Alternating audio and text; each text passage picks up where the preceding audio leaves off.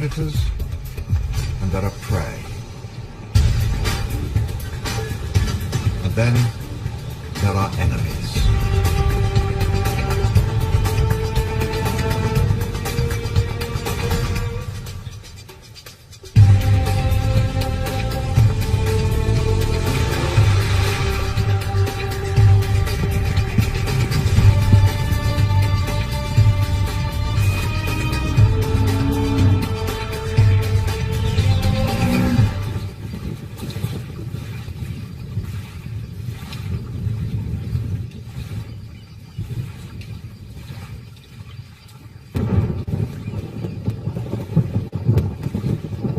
From ancient times, Africa has been the place where huge cats ruled the flooded forest and swamps of prehistory.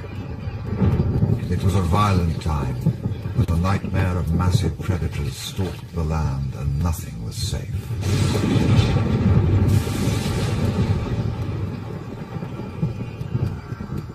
Well, those nightmares are back.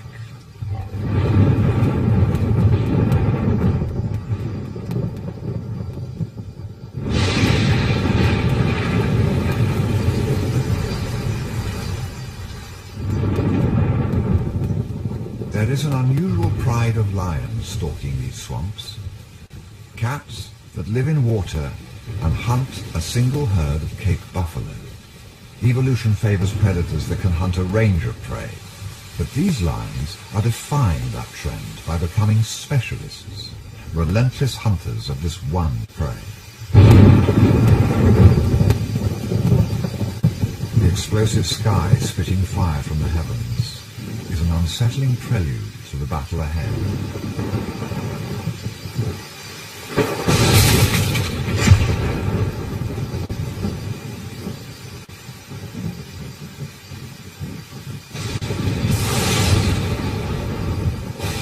When two old adversaries come head to head, the conflict is a war of wills. The outcome will hang in the balance.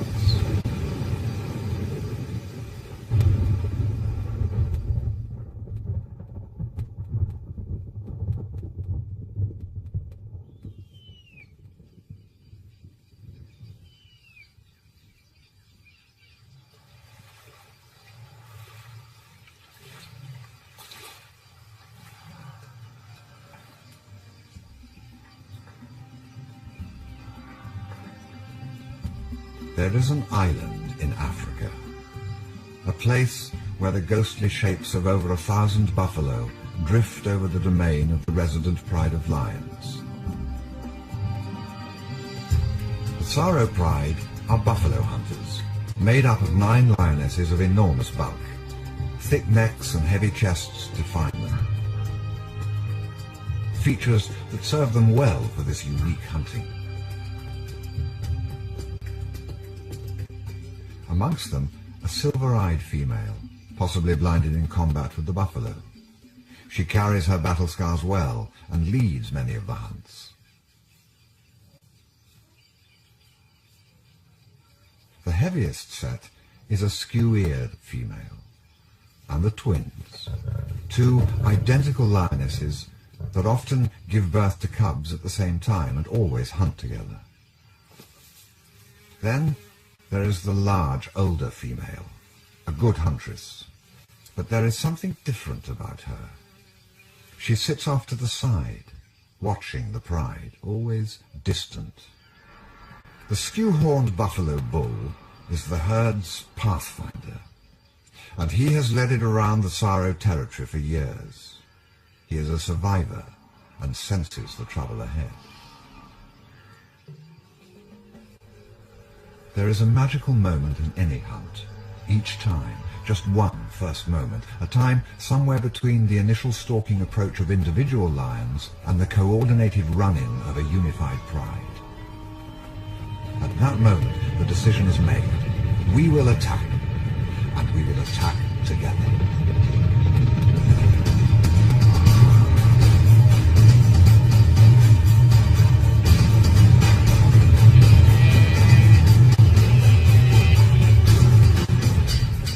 No fight like the fight for survival. offspring.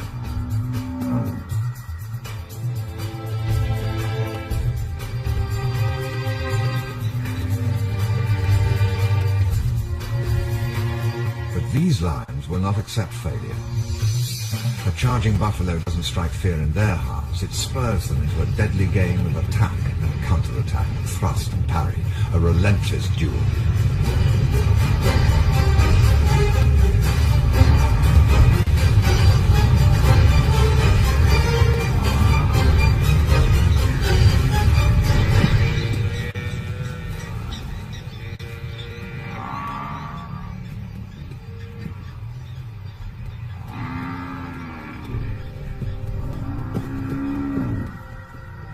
This hunt is far from over. Blood has been tasted, and like some invisible thread, it will lead them back to the injured calf time and time again, day after day after day.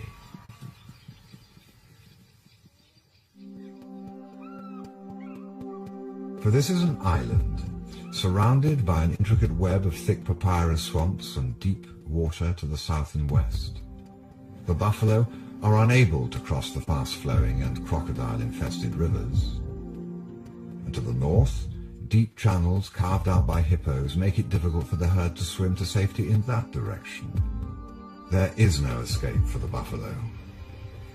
When they do wade into the maze of channels that ring-fence Duber Island, they get entangled, confused, and ultimately are forced to return to the waiting lions. So what to us may seem a watery paradise is for the buffalo a deadly confinement, shrinking during the seasonal floods before drying out to a faded savanna where two great warriors rule. The males of the Tsaro pride. They are masters of all on this island, in particular the buffalo. They and their Tsaro females seldom let out of their sight.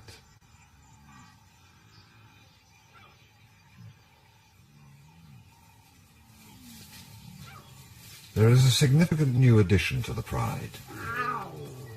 Growing up against this backdrop of buffalo, he needs to be nimble and confident on his feet to become a Tsaro lion, a specialist buffalo hunter.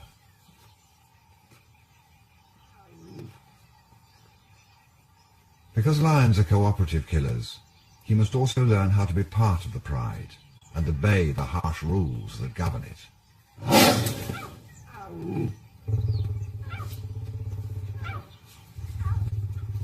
He has a brief window, while under his mother's intense protection, to memorize the personality of each pride member. The lone female is his first study.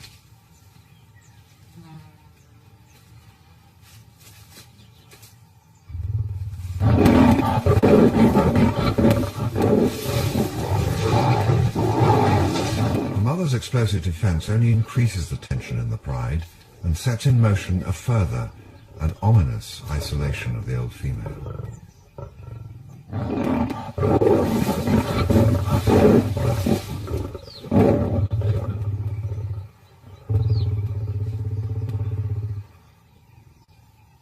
As a Tsaro lion, his world is now a world of buffalo.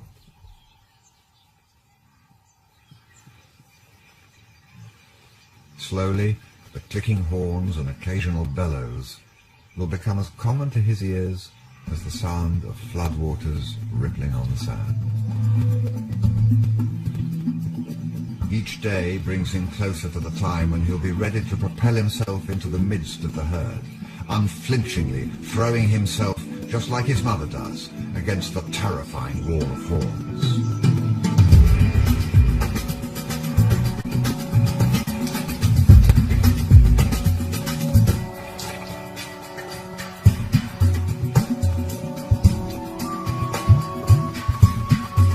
Buffalo must walk their own knife-edged path of survival, finding food and water, while all the time avoiding the dangers that will leave their bones scattered in the indignity of death.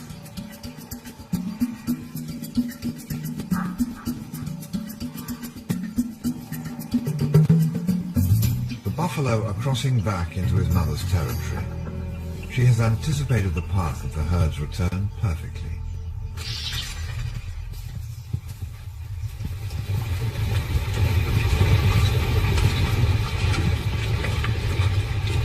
The technique: flush the herd and scan for the weak. This time she is alone, but she knows the gifts of this summer season, the newborn calves.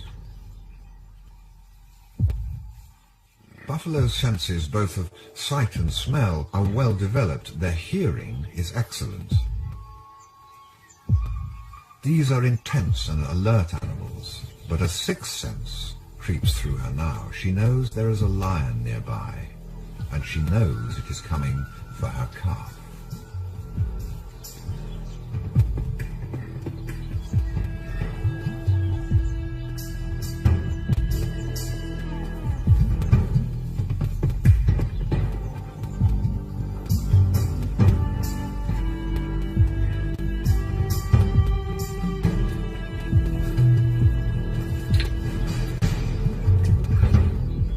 All cats have an instinctive fear of water, but when the mother leads her day-old calf into the swamp, the Tsaro lioness doesn't hesitate to follow.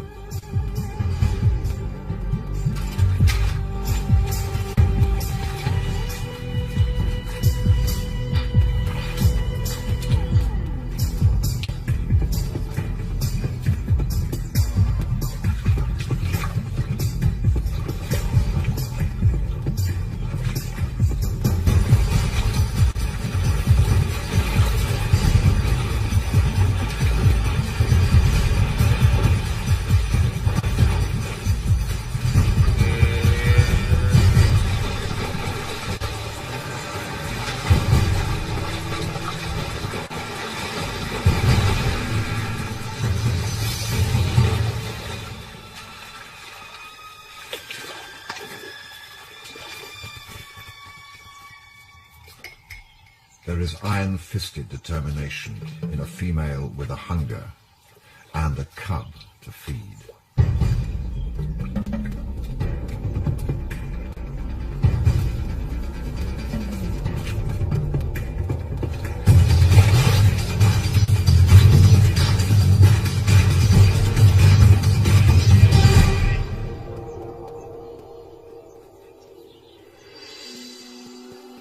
It is the trade-off that Africa must make from time to time. Under the lion's inescapable surveillance, it is a constant effort just to survive. So each precious life that slips into existence in this game of life and death is a victory against the sentinels that scan the bushes for any sign of opportunity. Every delicate first step silently bolsters the herd against their decline under the relentless onslaughts they endure.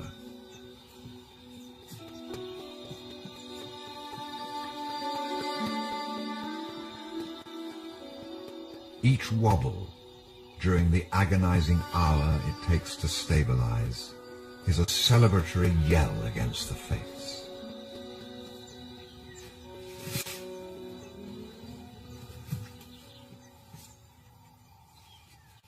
And each successful birth is a tiny contract that keeps the system alive. The synchrony of births overwhelms the Tsaro pride with a flood of calves that outdoes their capacity to kill all the newborn. They're limited to what they can eat today, one calf at a time.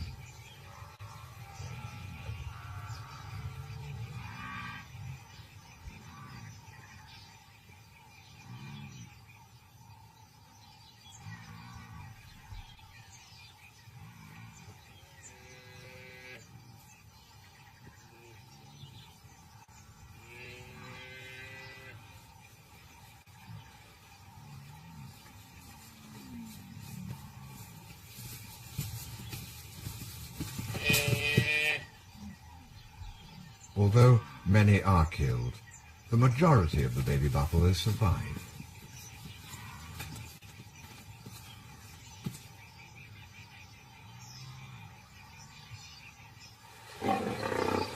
As the buffalo start to move, the lions of the Tsaro pride feel their pangs of hunger begin to stir.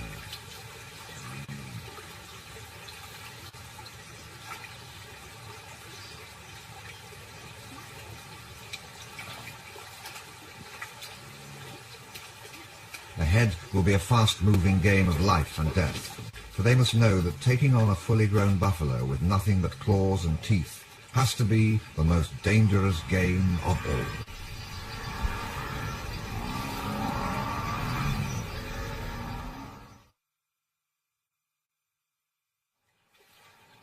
On this unique Okavanga island, with its one herd of buffalo and 3 prides of lions, one would expect the nights to be filled with blood-curdling bellows. But strangely, these lions seldom hunt under the cover of darkness. So night-time is the herd's chance to slip away to the far side of the island, or even across the river if they can. The lion's diligence has kept the herd contained within the Tsaro territory for weeks. While there has been a feast on this side of the channel, there has been a famine on the other. The lions to the north, the skimmer pride, has been without food for too long, and now their hunger drives them through the water.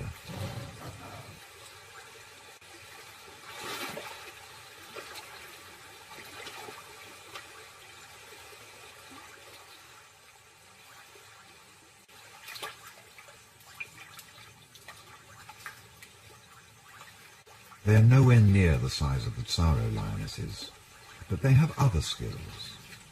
Now the skimmer pride has to risk making an insurgent sortie. Just 4 small adult females with 10 hungry and ineffectual cubs. They have to do this stealthily.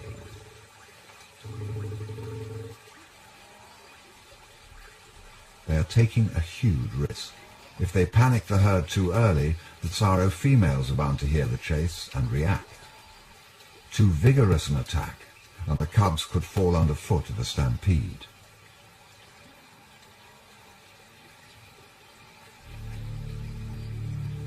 When a single female sees her target, the risk increases even more.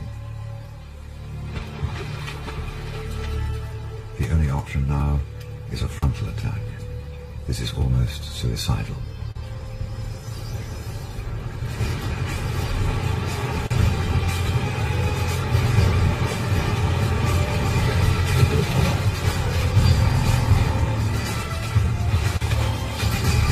Incredibly, she fells an adult cow buffalo unaided and drowns its muffled bellows in the water.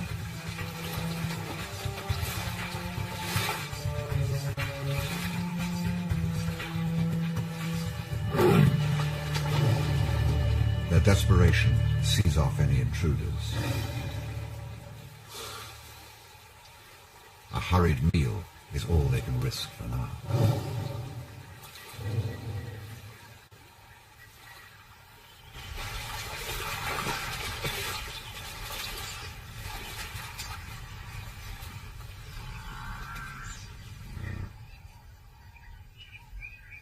To the south, the big Tsaro females are ready and waiting.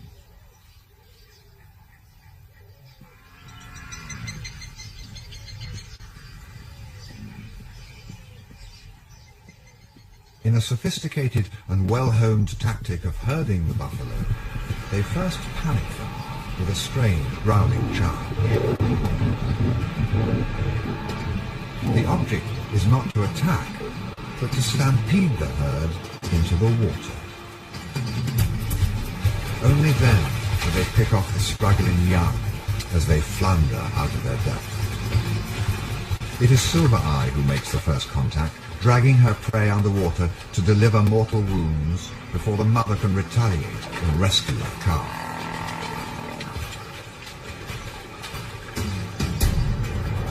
Then the hunt goes into phase 2. Now, like sheepdogs, the lions herd the buffalo together, relentlessly pushing in.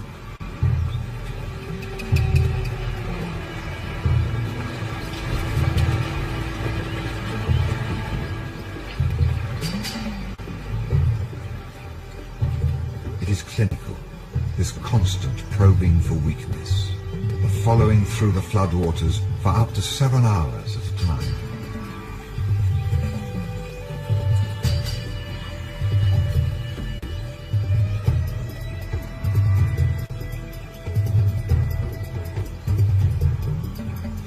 female hangs back for a moment, but the cub is eager to join in, despite its instinctive fear of water.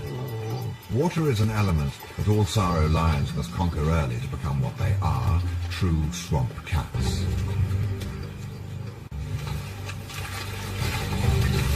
And then the stabbing attacks begin.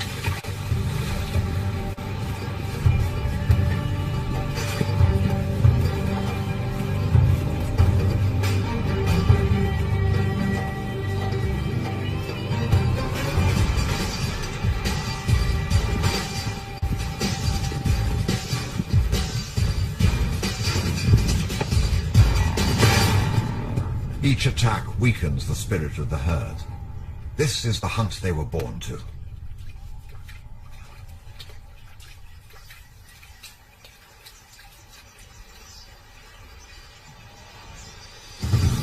And this is when the blood races, adrenaline coursing through their muscles, throbbing in their heads.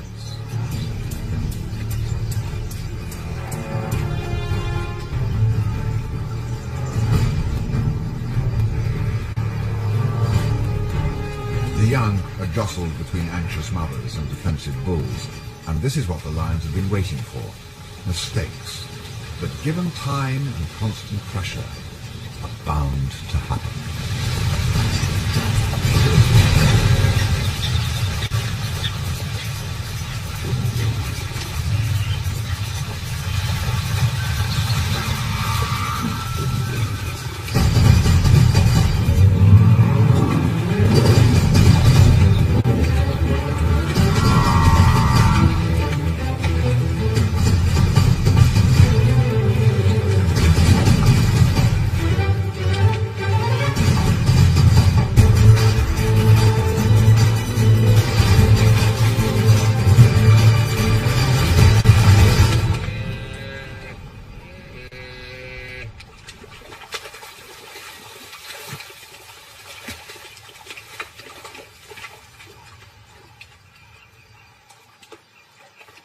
And this is what the masters have been waiting for.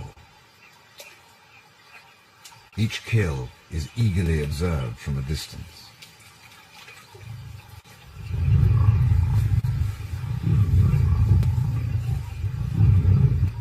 Ready to add more battle scars to his profile if need be, he is here to claim his bounty.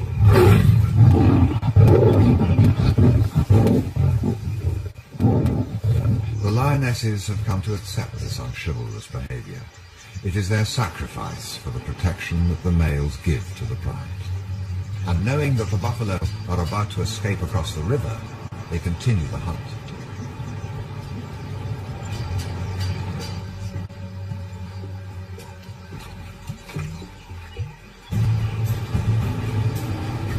Females that have run and hunted hard will need the next kill to be theirs.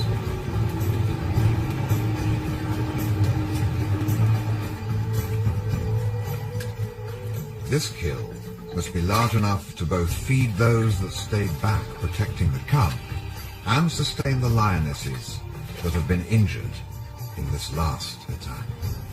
For the females, the next hunt had better succeed.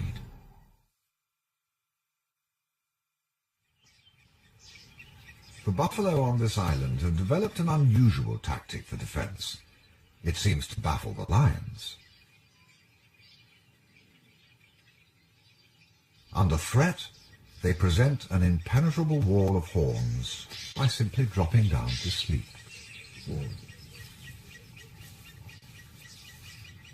There are just a handful of hyenas on the island. When a new mother tries to move her cubs out of the way of the herd, she is well aware that she is being watched from both sides.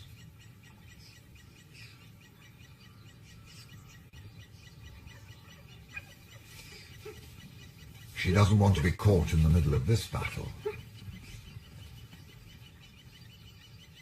The unruly cubs had better head for cover. Lions will hunt down and kill hyenas even though they don't eat them, but these lions are focused on killing something edible. So for today at least, there's no danger.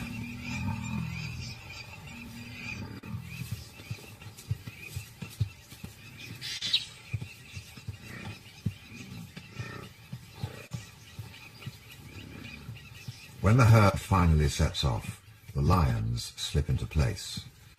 Only half the females are here today. Injuries from the last hunt have taken their toll, and the mother has gone off to search for her missing cub. Expert buffalo hunters that they are, the Tsaro females don't always get it right the first time. The remnants of the pride are hard-pressed to outmaneuver the young male they have selected. Now, the real hunt begins.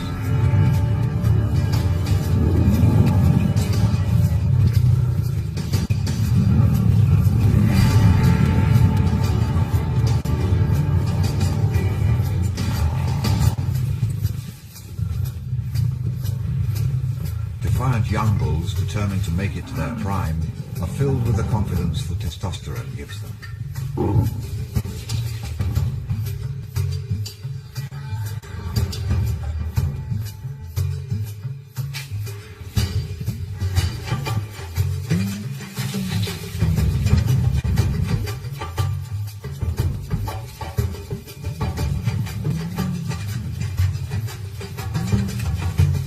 The bull refuses to give ground to this handful of irritating lions. He will turn and fight another day.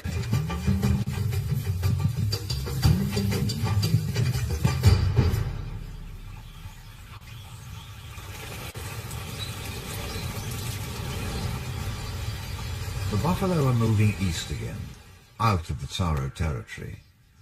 It is their chance to cross off the island. In their path, other lions, the Pantry pride, look forward to their arrival.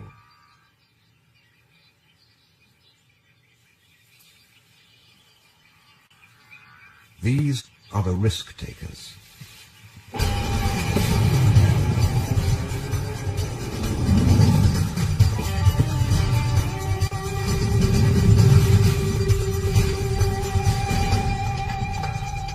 Once a formidable hunting coalition of 8 lions, this pride could take down a buffalo whenever they were hungry. Fortune smiled on them. But then, one day, fate turned against them. They would take on even the largest in a battle of the titans. They'd take risks, frontal attacks, wrestling the bulls to their knees. They'd collapse their prey forward, unlike other prides who will avoid injury and stay well clear of the sharp hooves. These were the bold lions of Duba, to whom the slashing points of a bull's horn were nothing more than an obstacle to be overcome with brute force.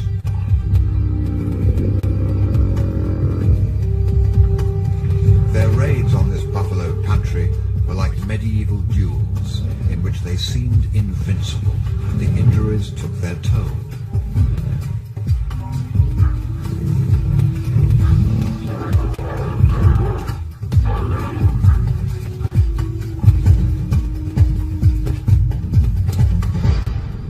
The pride withered away from 8 to 4, and finally, after this kill, just 3. The Pantry pride is doomed.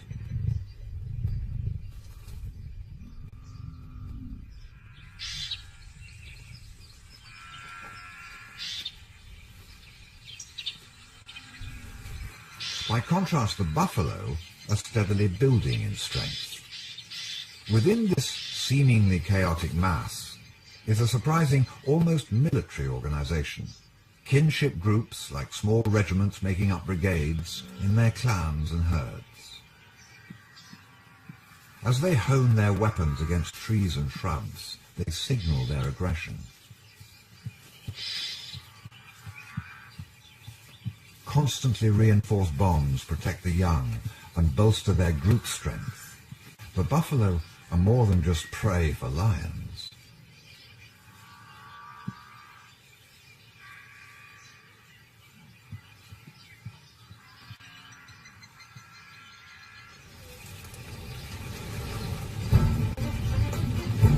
Tsaro, in action again, coordinated and working as a unit to fell a young cow. But the fallen cow belongs. It is her saving grace. time and time again, when the lionesses separate her out of the herd, her clan rallies to find her. And it is here that the whole pride is needed to distract and counter, to face down the charging family and to outflank the injured cow. But not today. 3 lionesses haven't shown up for the hunt, and the buffalo are getting stronger.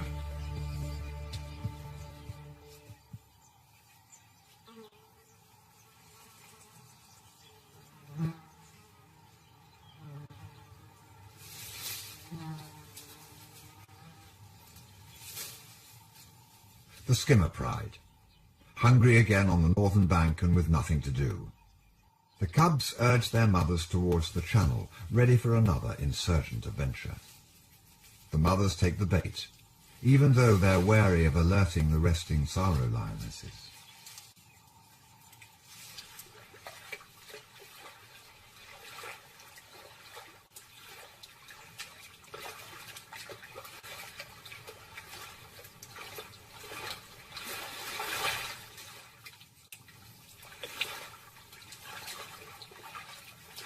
This time, they bring their own male with them.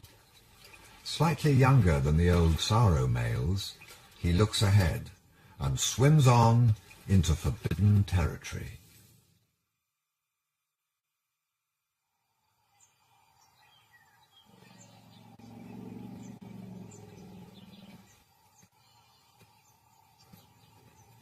Now, in the tense world of a forbidden land, on the wrong side of the river, the skimmer cubs are intrigued by anything that moves.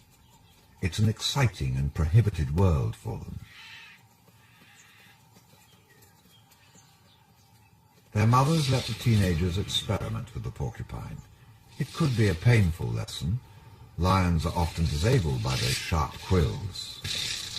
The barbed point will cause infection, and with lions that are constantly in and out of swamp water, these infections could kill them. But this play gives the cubs experience they need to have.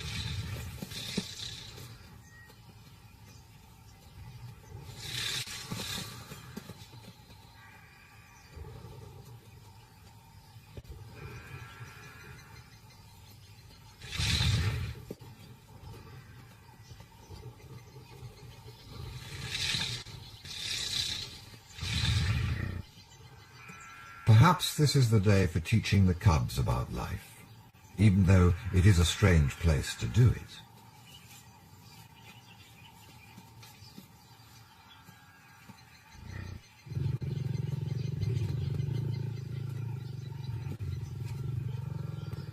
The buffalo are an ideal canvas for that education. And this is what they came for.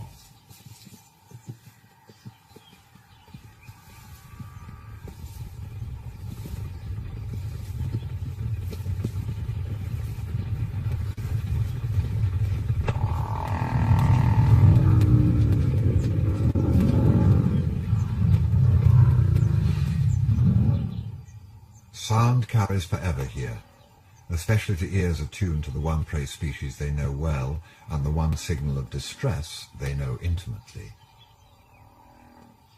The cow is an easy target, but the herd has been emboldened by a wave of successes in seeing off such attackers. With each success, they develop more confidence.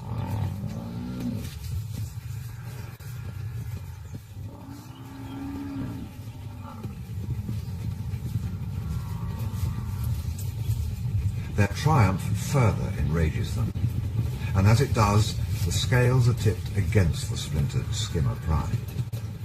There is a subtle power shift that sends the hunters fleeing for cover. It is a turning point in this relationship.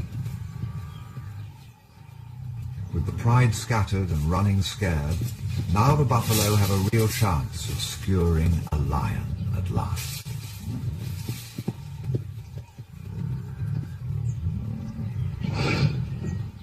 It turns into a chaotic scramble for safety for the surprised young lions.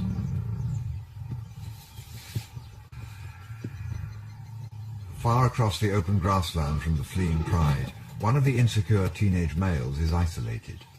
The herd has cut off his escape.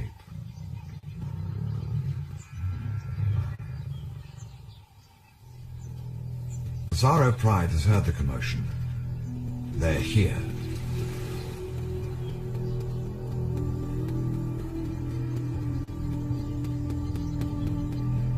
Skewir is always quick on the offensive, and slowly they appear from everywhere. Now they are united.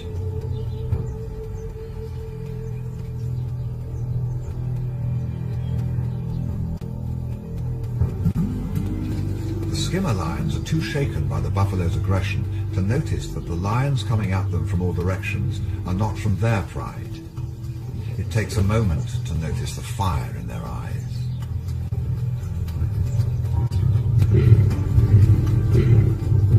The skimmer pride has no heart for a fight.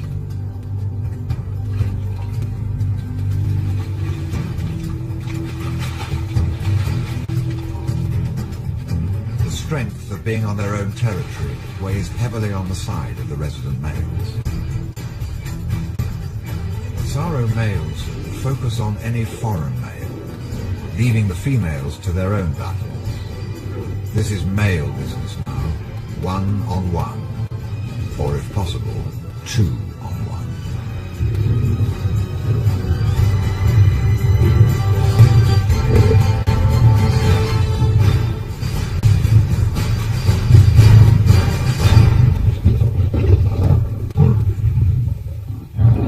When these huge males fight, it is at enormous risk to both. Even the victors have to guard against a stray bite, defensive swipe that could sever a jugular or slice open a fatal wound. Slowed down by the water, the cubs are taking a risk of their own in crossing. The incensed Tsaro females could easily cross right in behind them and take the fight to the far shore. So even though the odds are stacked in their favor, this attack is not driven to the point of death. This time their point has been made. This is our land and we will defend it. The boundary has been secured.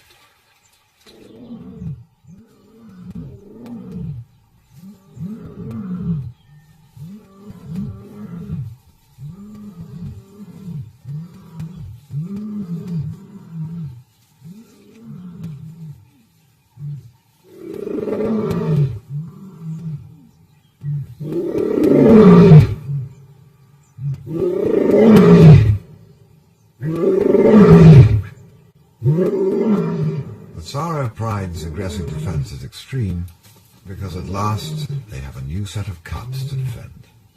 Hunters by nature, they seem to know what they are born to.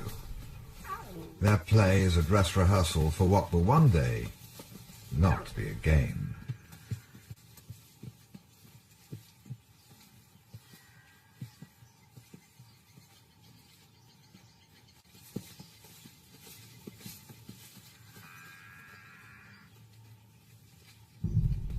And already they smell of lion.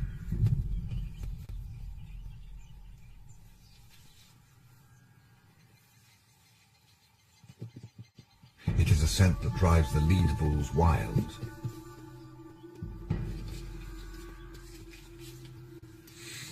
The buffalo are incensed by the wafting, invisible smell of lions, and they push deeper into the Tsaro palms, stomping at any movement.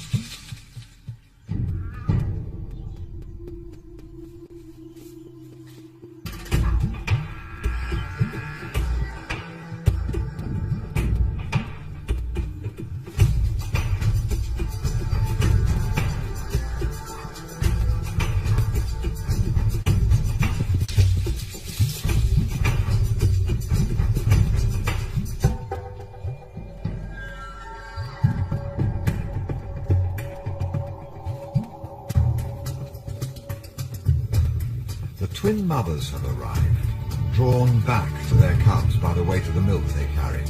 And when they see the chaos around them, the low growls of displeasure begin.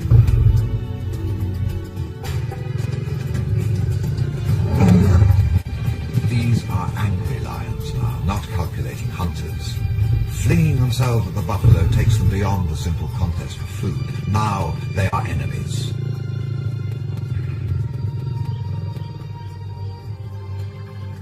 But when their thrusts are countered, the scales are tipped in the delicate confidence game that drives everything in nature. But any retreat would mean sacrificing their cubs. Not these two mothers, not the twins.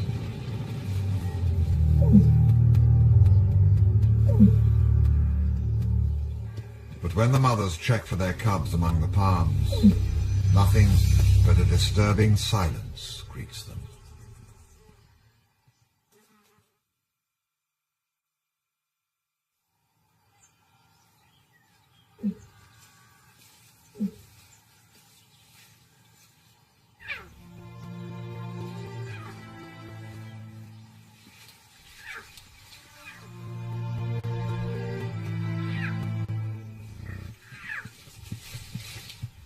Only half of the cubs seem to have survived the buffalo onslaught.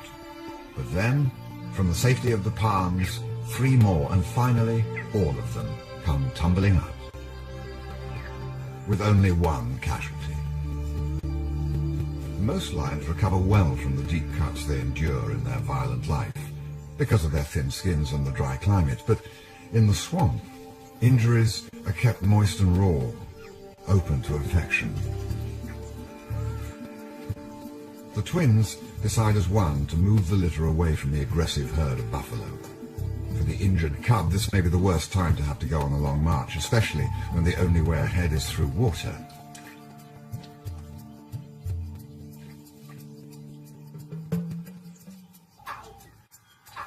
And as their whiskers touch the still unfamiliar water, they feel their future as swamp cats for the first time on their skins. It is a future that is extremely precarious for the whole pride, not just the one lagging cub. With such extreme hunting, it's inevitable that at least one of the Tsaro lionesses will be injured or killed at some time. When that happens, the pride will be in desperate need of some of their cubs.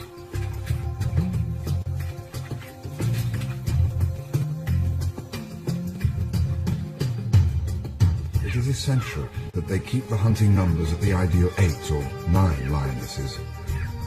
This, then, is a precious cargo.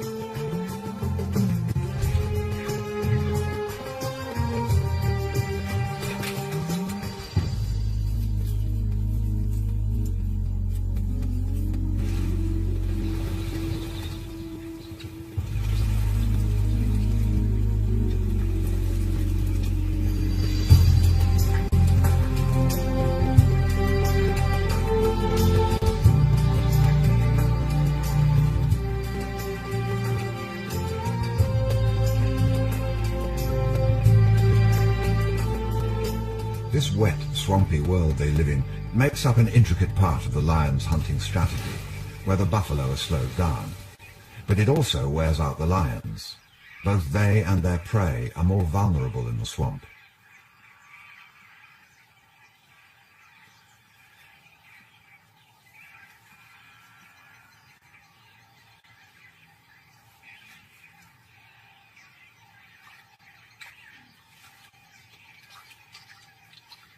Beyond the ebb and flow of this unpredictable relationship, a strange set of patterns emerge. The lions start to show signs of understanding much more, and going much further in their strategies for hunting buffalo. The season change brings new wanderers through their territory, big herds of elephants from the dry interior.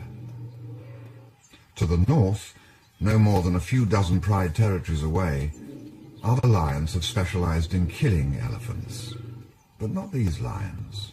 Even though their bulk would be valuable in an elephant hunt, they show no interest at all. Lions learn quickly, but they most often stick to what they know. And here, that is buffalo hunting.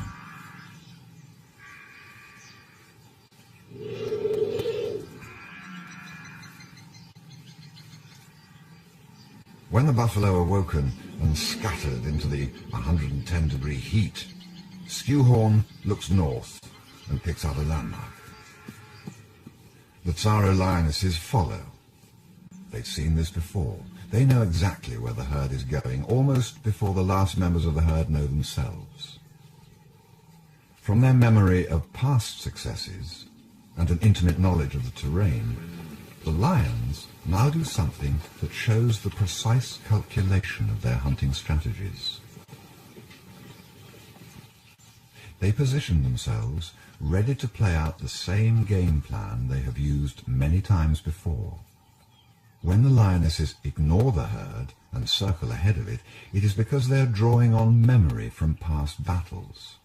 They know where the buffalo will be the most vulnerable. Up ahead is where the herd will wedge itself against the deep water's edge. All the lions have to do is to position themselves ready for the herd to turn back.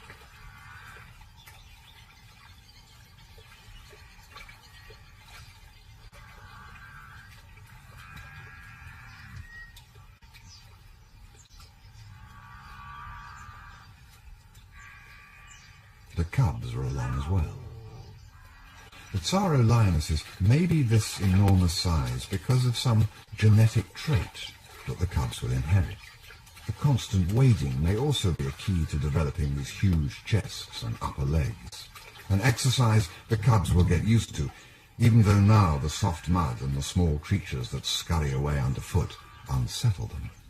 The sheer volume of buffalo meat these specialist cubs will eat may be a further factor in making them into these enormous Okavango swamp cats. Somewhere along the way, the injured cub fell behind and disappeared, a bitter reminder to any cub that lags.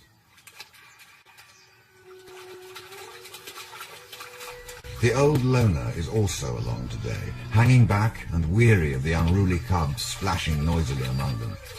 This hunt has all the signs of being chaotic and dangerous.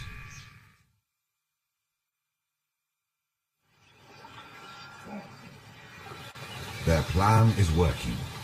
The buffalo are exactly where the lions want them.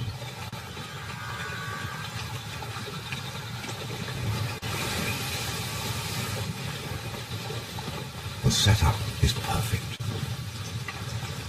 Now the hunt turns to the straggling bulls, old, fiercely independent fighters, aggressive and tough. This will be a battle of giants.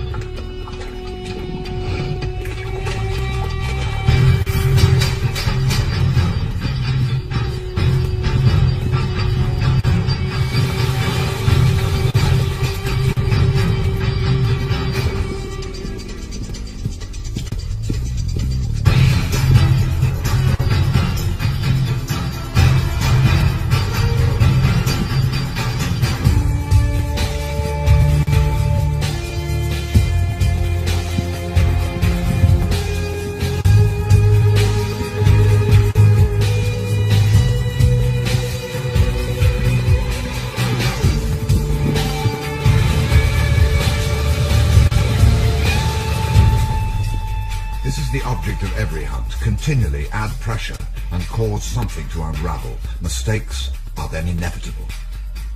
A single cow stands out among the bulls, an easier target. But as she turns back, it is into the path of awaiting lions.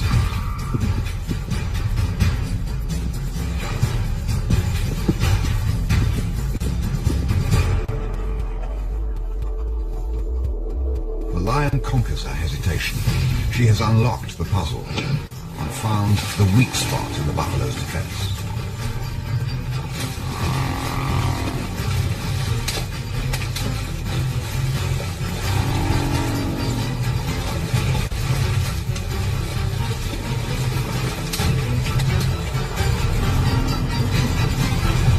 The activity is like a magnet.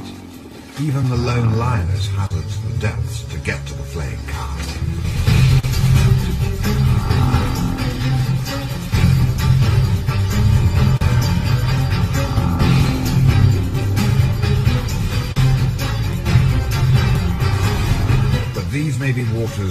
too much even for a Tsaro female.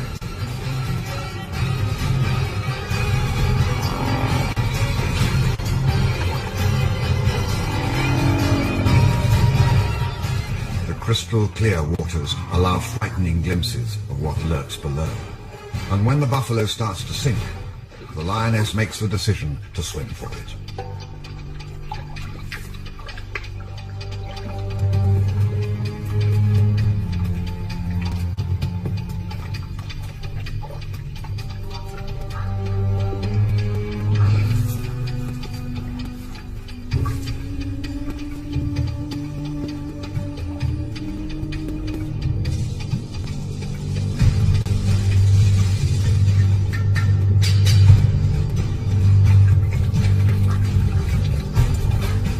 Making for the riverbank before the crocodiles she knows are down there can surface, she leaves the buffalo cow to her own devices, a more vulnerable bait.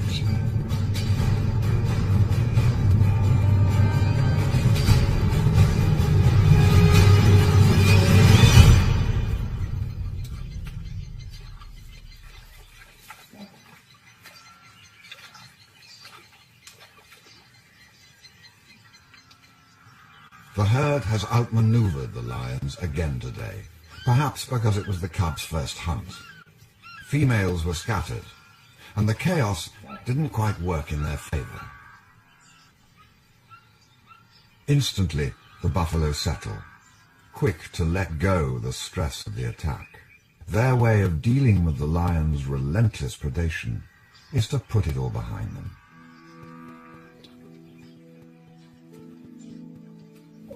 It takes the lions some time to notice that none of the cubs is with them.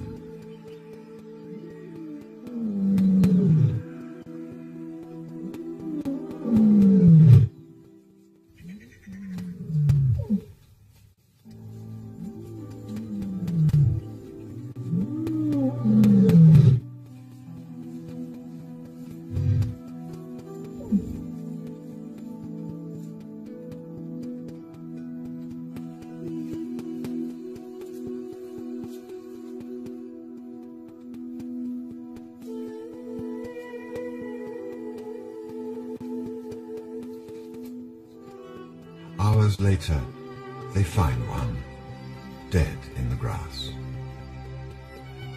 The distance from water absolves the crocodiles. This may be something more insidious. For Silver-Eye, the distress is too much, and she slowly and deliberately eats the remains of the cub.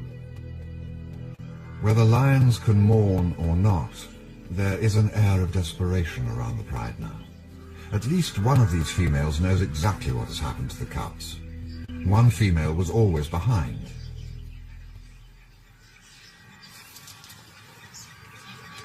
Others are more determined to defend their young. In the case of the blacksmith plovers, it is at the risk of death against overwhelming odds. It is the time of the angry bulls. Monsters filled with aggression and exploding with testosterone, find any reason to knock down an opponent.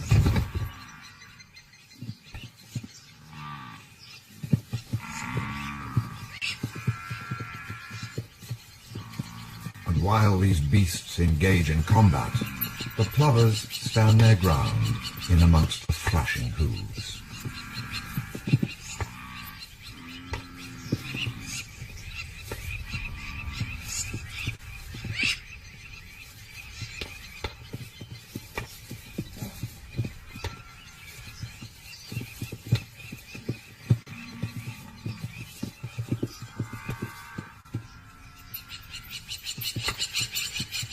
There is nothing delicate about this. These are battles of brute force that male buffalo are built for. Their heavy necks are able to withstand tons of head-to-head impact. Without these gnarled and impossibly heavy, horny bosses for protection, the repeated shocks would most likely shatter their skulls.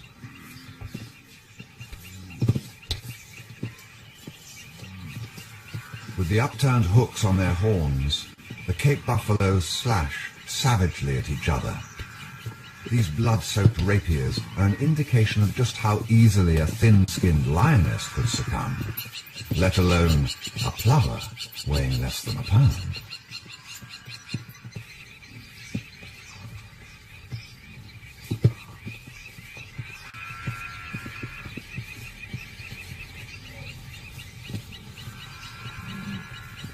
And underfoot, those plovers have made their point, just in time for their own additions to Duba Plains.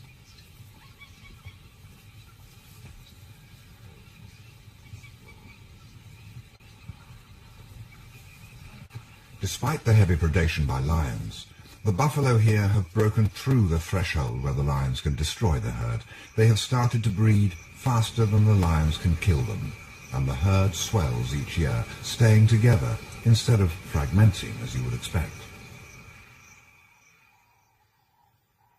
Now sleeping within 5 or 6 paces of the accepting herd, the lions have moved this to a new level of intimacy. Perhaps an indication of where this unusual relationship may go.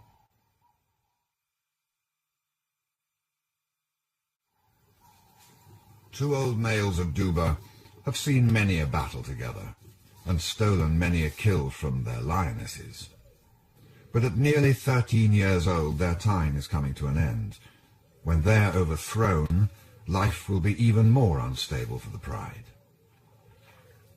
And in this bizarre display of familiarity, the Tsaro females have so embedded themselves with the buffalo that they have become almost an extension of the herd.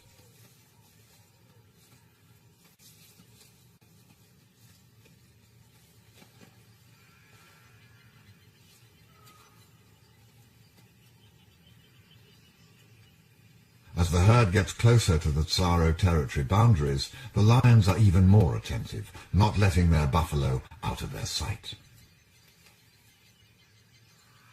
When the herd moves closer to the water and possible escape, the lions look ahead and comb their memories for strategies and plans of action they can use, and then decide on one.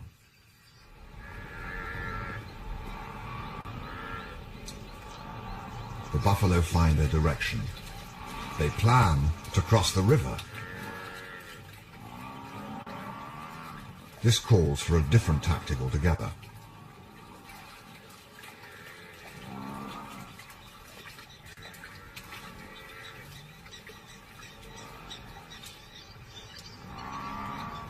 Hunting here is not only a physical effort, it is a mind game. Now the lionesses maneuver themselves carefully into key positions,